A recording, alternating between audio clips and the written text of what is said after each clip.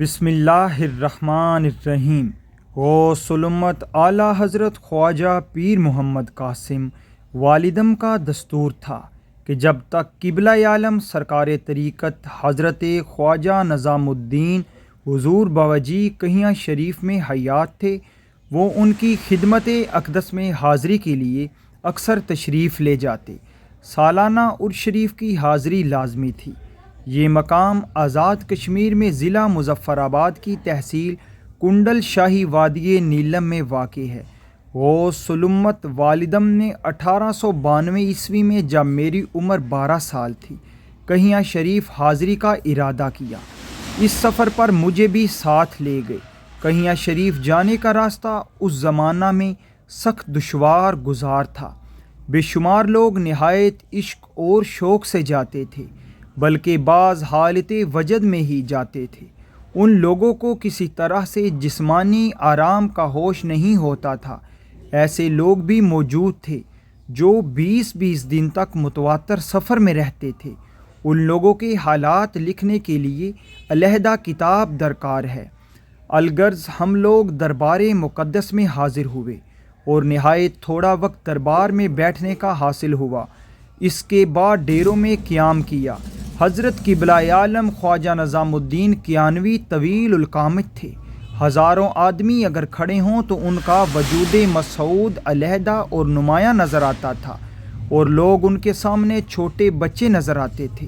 کشادہ پیشانی سفید گلابی رنگ برگے گل کی طرح خوبصورت، اور جسم مبارک اور چھاتی بہت کشادہ موافق قد مبارک تھا۔ ناک لمبی اونچی، آنکھیں سیاہ اور دلکش۔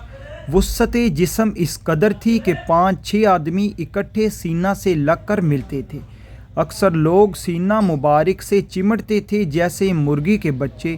مرغی کے سینہ سے ہاتھ بہت چوڑے، انگلیاں لمبی اور نازک، اور بالوں کا رنگ سیاہی مائل تھا، سفید نہ تھا۔ داڑھی مبارک بہت لمبی نہ تھی، مناسب مقدار تھی، بلکہ گھنی اور پتلی بھی نہ تھی، میانہ درجہ کی تھی، کسی قدر لمبائی پر تھی۔ سر پر بال گیسو نہ تھے، ایک روئی دار بتیاں والی ٹوپی سر پر ہوتی تھی۔ قمیض کی آستینیں بہت لمبی اور بہت کشادہ ہوتی تھیں۔ اگر کسی وقت تبسم فرماتے تو انگلیوں میں آستین پکڑ کر فوراً دانتوں کو پوشیدہ کرنے کے لیے منہ کے آگے رکھ لیتے تھے۔ ایسا کبھی نہیں ہوا کہ کسی نے دانت یا منہ کے اندر دیکھا ہو۔ ایسا کوئی نہ تھا جو ان کے چہرہ مبارک کو نظر بھر کر دیکھ سکتا، خصوصاً جب وہ بھی اس کی طرف نظر کریں۔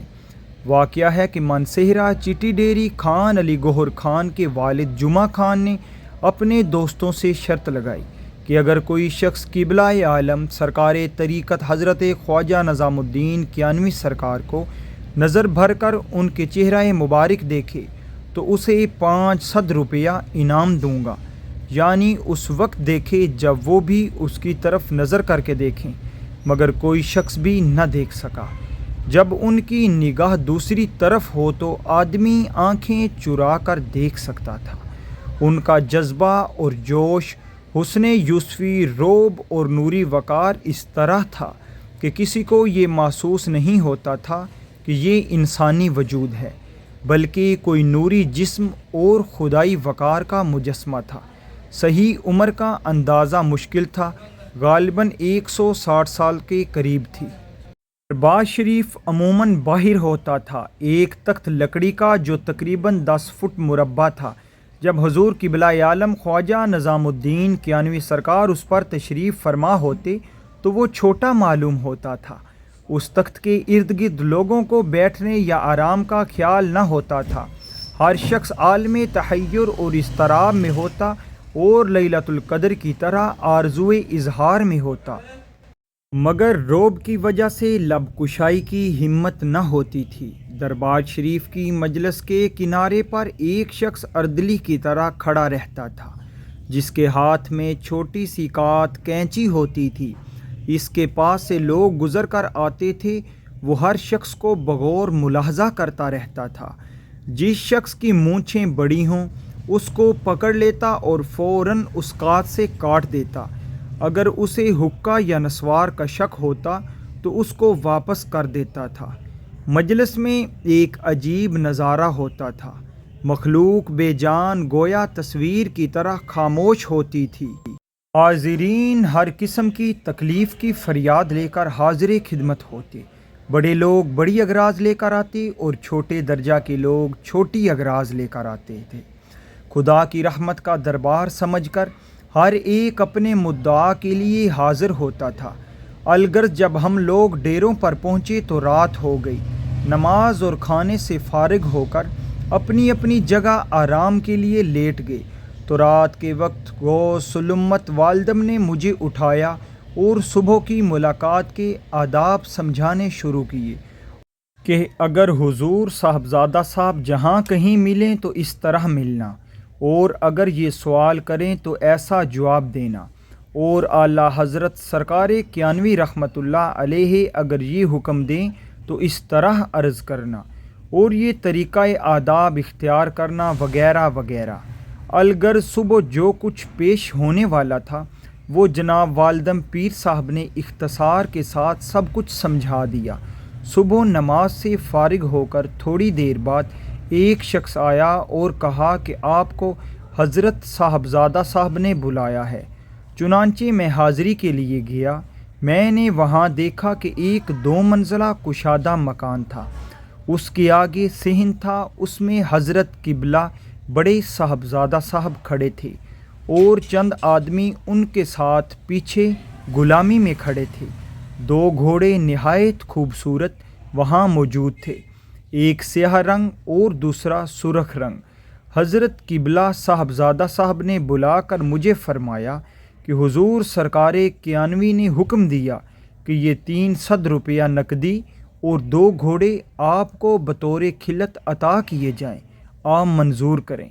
میں نے عرض کیا کہ آپ کی عطا اور کرم مجھے منظور ہے، اور فوراً جا کر گھوڑوں کے پاؤں پر بوسہ دیا اور عرض کیا کہ گھوڑے اعلیٰ حضرت سرکار قبلہ عالم خواجہ نظام الدین کیانوی سرکار کے ہمارے لیے واجب التعظیم ہیں، آپ اپنے طریقہ سے عطا کریں، ہمیں تو آپ کی عطا اور نوازش منظور ہے، مگر اصلی طریقہ سے دیں۔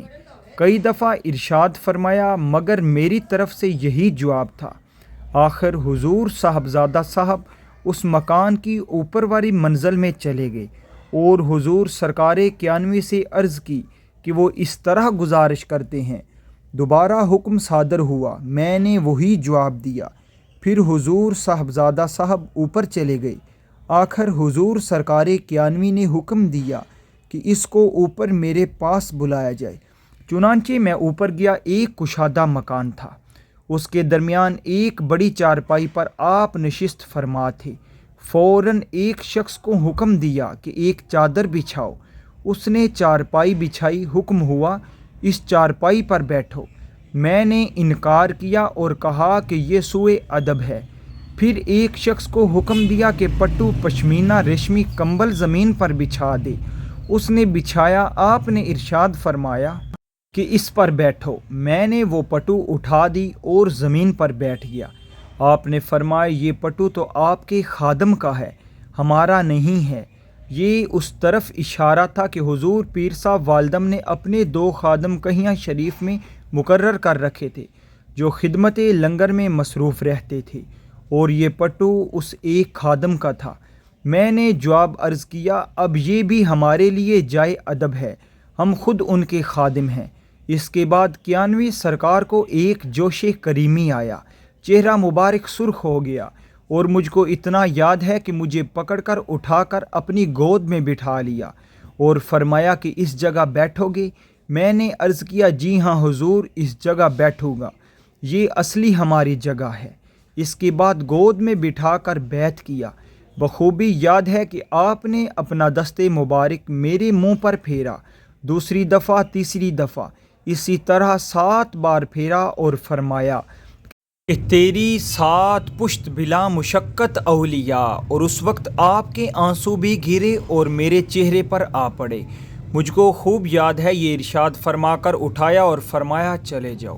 حضرت غوث الامت والدم جو پاس کھڑے تھے ان سے فرمایا کہ باقی تمام آپ کے خلیفہ ہیں مگر یہ ہمارا خلیفہ ہے، اور بھی چند ضروری ہدایات دیں۔ میری عجیب کیفیت تھی، مجھ کو اتنا یاد ہے کہ میں فوراً اس کے بعد روانہ ہو کر دوڑتا ہوا ندی کے کنارے پہنچ کر انتظار کرنے لگا۔ دیر کے بعد دوسرے لوگ آئے اور پھر وہاں سے واپسی کے لیے روانہ ہو گئے۔ القصہ درگاہ عرش اشتباہ کہیاں شریف سے واپس ہو کر حدیث شریف، صرف و نحو اور فقہ شریف کی تعلیم کی تکمیل میں مصروف ہوا اور سلسلہ عبادت میں زیادہ توجہ رکھی۔ پھر جنگل نشینی اختیار کر لی۔ اکثر ہفتہ بھر کا روزہ ہوتا، ایک دن صرف اتوار کو روٹی سے افطار کرتا، ورنہ باقی دن صرف چائے یا قہوہ سے گزارا ہوتا۔ عرصہ تک یہی سلسلہ جاری رہا، یہاں تک کہ جنگل کی چلا کشی ختم ہوئی۔ یہ تقریباً 12 سال کا عرصہ تھا۔ مالک الملک ہم سب کو اولیاء اللہ کی غلامی عطا فرمائے اور ان پاک ہستیوں کا ادب کرنے کی توفیق عطا فرمائے، آمین۔